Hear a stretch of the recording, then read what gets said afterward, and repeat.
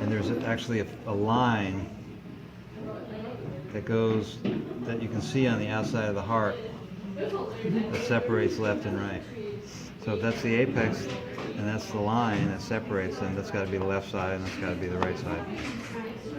Okay? When it's opened up, you have two clues.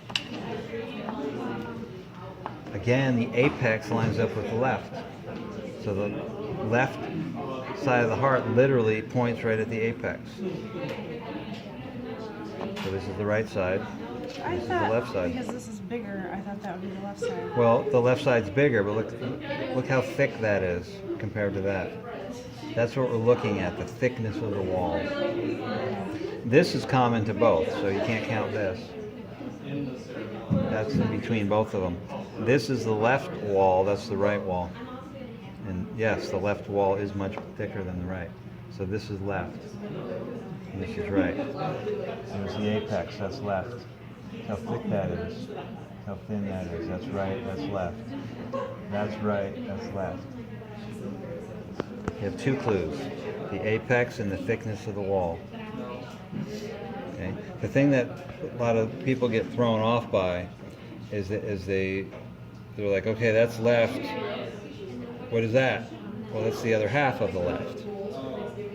It goes left, right, and that's the other half of the right and the left. So don't let it throw you off the fact, just picture it folded back up. Okay, so we got left and right. Now there are four spaces. Okay, they're not physical structures, they're spaces. Two ventricles and two atria. So this is the left side of the heart. So the bottom space is the ventricle. So that's the left ventricle there, the other half of it. That's the left AV valve right there. So this space above it, there, is the left atrium. There, and there's the other half. So this is the right ventricle. There's the right AV valve. The right atrium is, you can't really see it, but it's a space right here. See it on this one. That's why I cut two, just in case we couldn't see some things.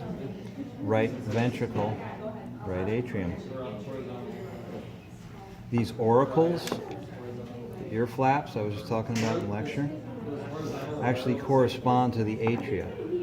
This is the external structure that corresponds to the space that we call the atrium. So when the blood flows into the atria, auricle fills up with blood. That's the atrium. Okay. So if I put the pin there and say name the space, what's your answer?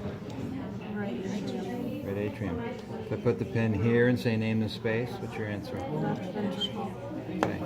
So four spaces. Four valves. You have two AV valves. And one way to easily recognize AV valves is they have these stringy things called chordae tendineae attached to them. So the two AV valves have chordae tendineae. So you need to identify chordae tendineae. Chordae tendineae are anchored to papillary muscles. There. And they're only attached to the AV valve. So what is this valve? Pulmonary. No. Not pulmonary. What's the name of this valve? Not semilunar. Tricuspid? Not There's tricuspid. only one left. This is the bicuspid. The left is the left side of the heart. Apex, thick wall. Left AV, also known as bicuspid. Okay. I know it's an AV because it's got chordae tendineae, so it can't be one of the semilunars. And it's on the left side of the heart. So if it's an AV, it's either right or left. This is the right AV. It's an AV, it's got chordae tendineae, it's on the right side of the heart. Right AV. Tricuspid's another name for it. Semilunar valve looks like this. No chordae tendineae, just a flap. This is actually the aorta right here, coming out of the left ventricle, goes to the aorta. So that's the aortic semilunar valve right there. The pulmonary semilunar valve, The other half of it is got cut just a little tiny bit, but most of it's right there. The pulmonary doesn't show up on these hearts. We would have to look on the model to see it. Externally, some of the structures we see are the auricles and two vessels I would ask you to identify on a sheep heart. Dead center, biggest vessel, is the aorta. And that's all you need to do is call it the aorta.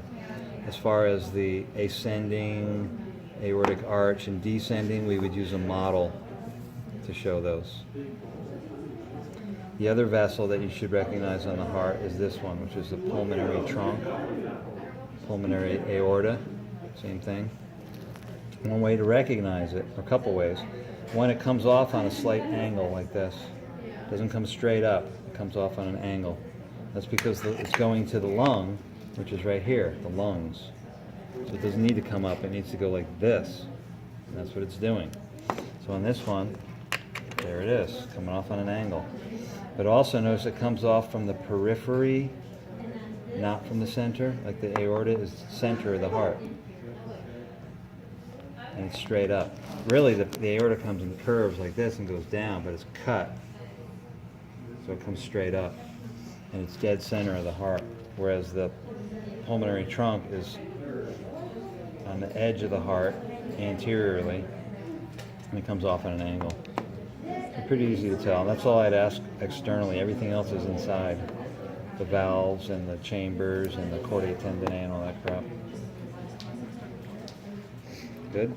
Now practice identifying those things on other hearts. Don't use the same ones I showed you on. Practice identifying them on other hearts. I'm not going to go over the brain. You can.